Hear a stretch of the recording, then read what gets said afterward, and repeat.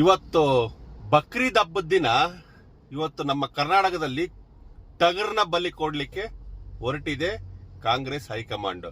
ಬಹಳ ಖುಷಿ ವಿಚಾರ. ಯಾಕೆ ಅಂತಂತಂದ್ರೆ ಈ ರಾಜ್ಯ ಅಭಿವೃದ್ಧಿ ಕಾಣದೆ 3 ವರ್ಷದಿಂದ ಸತತವಾಗಿ ನೊಂದು ಬೆಂದು ಜನ ಸೋತು ಹೋಗಿದ್ರು.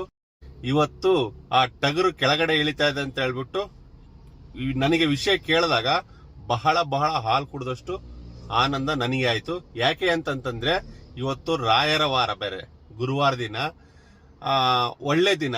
ಕೆಳಗಿಳಿದ್ರೆ ಅವರು ನೆಕ್ಸ್ಟ್ ಬರ್ತಕ್ಕಂತ ನೂತನ ಮುಖ್ಯಮಂತ್ರಿ DK ಶಿವಕುಮಾರ್ ಆಗ್ತಾರೆ ಅಂತ ಹೇಳ್ಬಿಟ್ಟು 99% ಗ್ಯಾರಂಟಿ ಇರ್ತಕ್ಕಂಥ ಮಾಹಿತಿ ನಮಗೆ ಗೊತ್ತಾಗ್ತಾ ಇದೆ.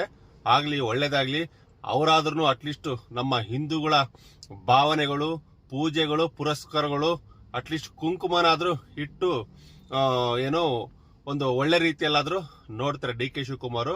ಸೊ ಅವರಿಗೆ ಒಳ್ಳೇದಾಗ್ಲಿ ಅಂತ ಹೇಳ್ಬಿಟ್ಟು ನನ್ನ ಕಡೆಯಿಂದ ಸತತವಾಗಿ 3 ವರ್ಷ ಅಂದ್ರೆ ಈ 3 ವರ್ಷ ಮತ್ತೆ ಹಿಂದಿನ ಸರ್ಕಾರದಲ್ಲಿ 5 ವರ್ಷ, ಸುಮಾರು 8 ವರ್ಷಗಳ ಕಾಲ ರಾಜ್ಯವನ್ನು ಆಳಿರ್ತಕ್ಕಂಥ ಮಾನ್ಯ ಸಿದ್ದರಾಮಯ್ಯನವರು ಈ ದಿನ ಬಕ್ರೀದ್ ಹಬ್ಬದ ದಿನ ಸೊ ಅವರು ರಾಜೀನಾಮೆ ಕೊಡೋ ಸಾಧ್ಯತೆ ಸಂಪೂರ್ಣವಾಗಿ ಗೊತ್ತಾಗ್ತಾ ಇದೆ.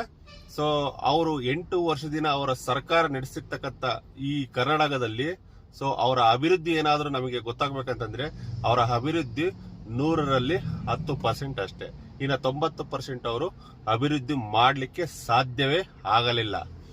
ಯಾಕೆ ಅಂತಂದ್ರೆ ಸಂಪೂರ್ಣವಾಗಿ ಜನರ ಟ್ಯಾಕ್ಸ್ ದುಡ್ಡನ್ನು ದುರ್ಬಳಕೆ ಮಾಡಿಕೊಂಡು ಅವರಿಗೆ ಯಾವುದೇ ರೀತಿಯಾಗಿ ಒಂದು ಉದ್ಯೋಗ ಕೊಡದೆ, ಆಮೇಲೆ ಖಾಲಿ ಇರ್ತಕ್ಕಂಥ ಉದ್ಯೋಗಗಳನ್ನು ಅಂದ್ರೆ ಬರ್ತಿರ್ತಕ್ಕಂಥ ಉದ್ಯೋಗಗಳನ್ನು ಭರ್ತಿ ಮಾಡದೆ ಜನರಿಗೆ ಬರೀ ಪುಗಸಟ್ಟೆ ದುಡ್ಡು, ಬಸ್ಸು ಫ್ರೀ, ಕರೆಂಟ್ ಫ್ರೀ, ಅಕ್ಕಿ ಫ್ರೀ ಈ ರೀತಿಯಾಗಿ ಕೊಡ್ತಾ ಜನಗಳನ್ನು ಸೋಂಬೇರಿ ರೀತಿಯಾಗಿ ಮಾಡಿ ಸತತವಾಗಿ 8 ವರ್ಷಗಳ ಕಾಲ ನೀವು ಆಳ್ವಿಕೆ ಕೊಟ್ಟು ಸೊ ಇವತ್ತು ನಿರ್ಗಮಿತರಾಗ್ತಿದ್ರಿ. ಬಹಳ ಖುಷಿ ವಿಚಾರ. ಮನುಷ್ಯ ಹುಟ್ಟಿದ ಮೇಲೆ ಕೆಲಸ ಮಾಡಿ ದುಡಿಮೆ ಮಾಡಿ ತಿಂದು ಅದು ಸತ್ತು ಹೋದ್ರೆ ಅವನಿಗೆ ಒಂದು ನೆಮ್ಮದಿ ಅಂತಕ್ಕಂಥದ್ದು ಇರುತ್ತೆ. ಮನುಷ್ಯ ಹುಟ್ಟಿದ ಮೇಲೆ ಬರೀ ಪುಗ್ಸಟ್ಟೆ ತಿಂದು ಪುಗ್ಸಟ್ಟೆ ಸತ್ರೆ ಅದಕ್ಕೆ ಬೆಲೆ ಇರಲ್ಲ. ಯಾವತ್ತೂ ಆಗ್ಲಿ ಒಂದು ಗಾದೆ ಮಾತಿದೆ, ಎತ್ತು ಎಳೆದು ಸಾಯ್ಬೇಕು, ಮನುಷ್ಯ ದುಡಿದು ಸಾಯ್ಬೇಕು. ಸೊ ನೀವು ಮೋದಿ ಮೇಲೆ ಚಾಲೆಂಜ್ ಮಾಡ್ತಾ ಇದ್ರಲ್ವಾ, ಇವಾಗ ನಿಮಗೊಂದು ಸದಾ ಅವಕಾಶ ಸಿಕ್ಕಿದೆ. ರಾಜ್ಯಸಭೆಗೆ ಹೋಗಿ ಆಯ್ಕೆಯಾಗಿ ಮೋದಿನ ನೀವು ಎದುರಿಸಿ. ಆಗ ನೀವು ನಿಜವಾದ ಸಿದ್ದರಾಮಯ್ಯನ ನಾವು ನೋಡಬಹುದು. ಯಾಕೆ ಅಂತಂದ್ರೆ ಇಲ್ಲಿ 8 ವರ್ಷಗಳ ಕಾಲ ನಿಮ್ಮ ರಾಜ್ಯಭಾರ ಸುಮಾರು 6 ಕೋಟಿ ಜನ ನೋಡಿ ತುಂಬಾ ಖುಷಿ ಪಟ್ಟಿದ್ದಾರೆ. ಇವತ್ತು ಬಕ್ರೀದ್ ಹಬ್ಬದ ದಿನ ಒಳ್ಳೆ ದಿನ ನೀವು ಕೆಳಗಿಳಿತಿದ್ದೀರಾ. ಸೊ ಕರ್ನಾಟಕದಲ್ಲಿ ಬಕ್ರೀದ್ ಹಬ್ಬದ ದಿನ ನೀವು ಕೆಳಗಿಳಿಯೋದ್ರಿಂದ ನಮ್ಮ ಮುಸಲ್ಮಾನ್ ಬಾಂಧವರು ಕೂಡ ಒಂದು ಕಡೆ ಬಕ್ರೀದ್ ಹಬ್ಬದ ದಿನ ದುಃಖನೂ ಆಗ್ತಾ ಇರ್ಬೋದು. ಯಾಕಂತಂದ್ರೆ ಅವರೆಲ್ಲ ನಿಮ್ಮ ಬಂಧು ಬಾಂಧವರಲ್ವಾ. ಸೊ ಅದಕ್ಕೋಸ್ಕರ ನನಗೆ ಇವತ್ತು ನೀವು ಇಳಿತಿರೋದು ನೋಡಿದ್ರೆ ನನಗೆ ತುಂಬಾ ತುಂಬಾ ತುಂಬಾ ಹಾಲು ಕುಡಿದಷ್ಟು ಆನಂದ ಆಗ್ತಾ ಇದೆ. ನಿಮ್ಮದೇನಿದ್ರು ಇನ್ನು ನೆಕ್ಸ್ಟ್ ಮೋದಿನ ಎದುರಿಸ್ತಕ್ಕಂಥ ತಾಕತ್ತು ಏನಾದ್ರು ನಿಮಗೆ ಇದ್ರೆ ಸೆಂಟ್ರಲ್ಗೆ ಹೋಗಿ ರಾಜ್ಯಸಭೆಗೆ ಆಯ್ಕೆಯಾಗಿ ಅಲ್ಲಿ ಮೋದಿನ ಕ್ವಶನ್ ಮಾಡಿ ಕೇಳಿ. ಆಗ ನೀವು ನಿಜವಾದ ಸಿದ್ದರಾಮಯ್ಯ ಅಂತ ಹೇಳ್ಬಿಟ್ಟು ನಾನು ಒಪ್ಕೊಳ್ತೀನಿ.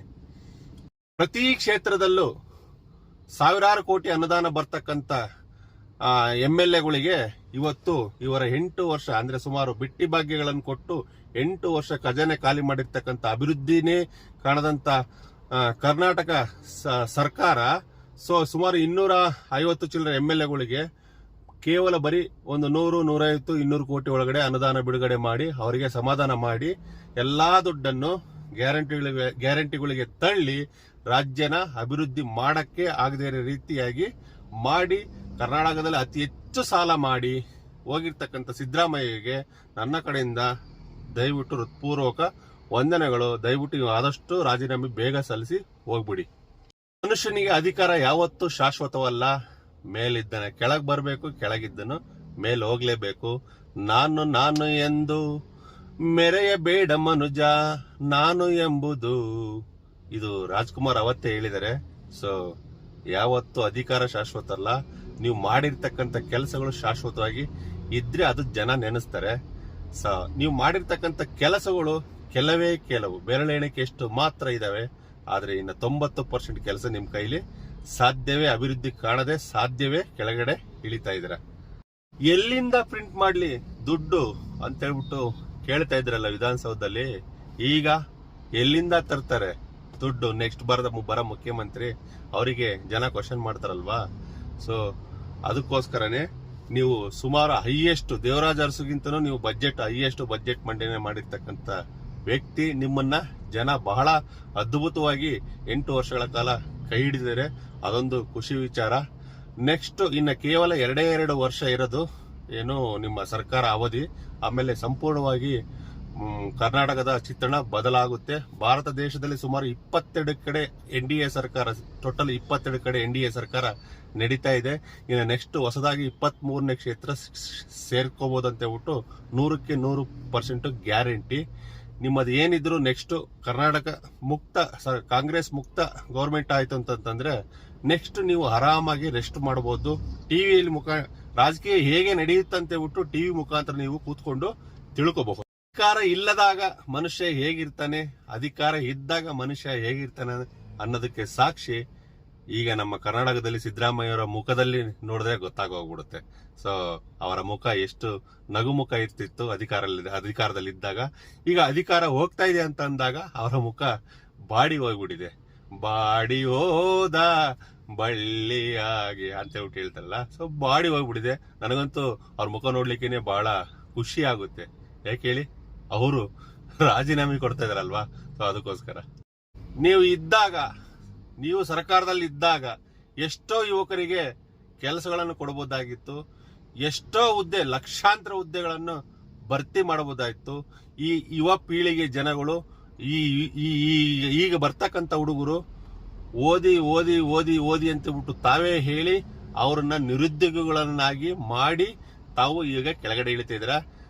ಲಕ್ಷಾಂತರ ಜನ ಯುವಕರಿಗೆ ಕೆಲಸ ಇಲ್ಲ, ಲಕ್ಷಾಂತರ ಹುದ್ದೆಗಳು ಸರ್ಕಾರದಲ್ಲಿ ಖಾಲಿ ಇವೆ. ಯಾಕೆ ನೀವು ಭರ್ತಿ ಮಾಡಕ್ ಆಗ್ತಾ ಇಲ್ಲ ಅಂತಂದ್ರೆ ನಿಮ್ಮ ಕೈಯಲ್ಲಿ ಅವರಿಗೆ ಸಂಬಳ ಕೊಡಲಿಕ್ಕೆ ಆಗಲ್ಲ. ಅದಕ್ಕೋಸ್ಕರ ನಿಮ್ಮ ಕೈಯಲ್ಲಿ ಭರ್ತಿ ಮಾಡ್ಲಿಕ್ಕೆ ಆಗ್ತಾ ಇಲ್ಲ. ಈಗ ಇರೋ ನೌಕರಿದಾರಿಗಳಿಗೆ ನಿಮಗೆ ಸಂಬಳ ಕೊಡ್ಲಿಕ್ಕೆ ಕರೆಕ್ಟ್ ಟೈಮ್ ಸರಿಯಾಗಿ ಸಂಬಳ ಕೊಡ್ಲಿಕ್ಕೆ ಆಗ್ತಾ ಇಲ್ಲ. ಇನ್ನ ಖಾಲಿ ಇರ್ತಕ್ಕಂಥ ಹುದ್ದೆಗಳ ಪೋಸ್ಟ್ಗಳನ್ನ ಏನಾದ್ರು ನೀವು ತುಂಬಿದ್ರೆ ನಿಮ್ಮ ಖಜಾನೆ ಖಾಲಿ ಅಲ್ಲ. ಫಸ್ಟ್ ಆಫ್ ಆಲ್ ನಿಮ್ಮ ಗ್ಯಾರಂಟಿಗಳಿಗೆ ಕೊಡ್ತಾ ಇದ್ರಲ್ಲ, 50,000 ಕೋಟಿ ಫಾರ್ ಮಂತ್ ಖರ್ಚು ಮಾಡ್ತಾ ಇದ್ರಲ್ಲ, ಸೊ ಅದಕ್ಕೆ ನೀವು ಹಣ ಒದಗಿಸ್ಲಿಕ್ಕೆ ಆಗಲ್ಲ. ಇದೇ ನೀವು ಮಾಡಿರ್ತಕ್ಕಂಥ ದೊಡ್ಡ ಸಾಧನೆ. ಸ್ನೇಹಿತರೆ, ಸಿಗೋಣ ಇನ್ನು ಸಿದ್ದರಾಮಯ್ಯ ಬಗ್ಗೆ ಕಂಟಿನ್ಯೂಸ್ ಆಗಿ 1 ತಿಂಗಳು ವಿಡಿಯೋ ಮಾಡಿ ಅವರ ಸಾಧನೆಗಳನ್ನ ಹೊಗಳ್ತಾ ಹೋಗ್ತಾ ಇರ್ತೀನಿ. Thank you, bye, see you.